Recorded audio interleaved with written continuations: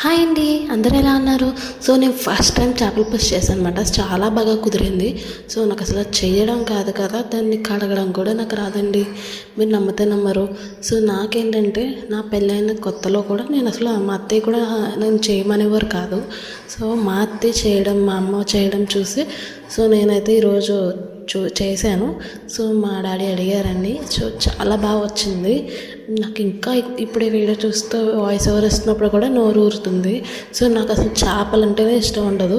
But నేను ఇవి చేసిన తర్వాత టేస్ట్ చేసి మీరే చెప్పండి, నేను చేసిన ప్రాసెస్ కరెక్ట్ కాదు. సో నాకు తెలిసినట్టు నేను చేశాను. సో మా అత్తయ్య వాళ్ళు చూసి, మా అమ్మమ్మ వాళ్ళు చూసి, సో ఇలా అయితే మీరు కూడా ట్రై చేయండి. సో చాలా టేస్టీగా ఉంటుంది. నేనైతే దగ్గరికి పెట్టాను చేపల పులుసు. సో ఇగురులాగా నాకైతే ఒక్కొక్క ముద్ద కలుపుతుంటే ఇప్పటికే ఇంకా నోరు అవుతుందండి.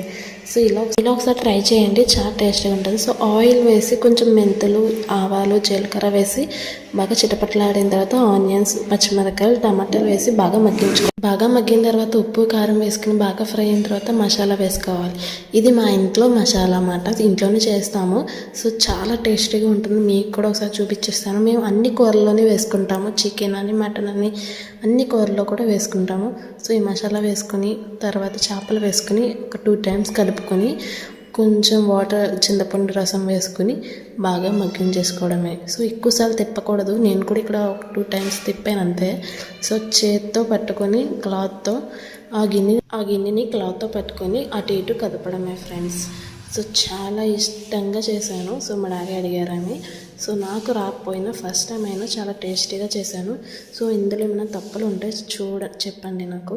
సో ఏంటంటే నాకు తెలియదు, బట్ నేను మా అమ్మ వాళ్ళు, మా అత్తయ్య వాళ్ళు చేయడం చూశాను.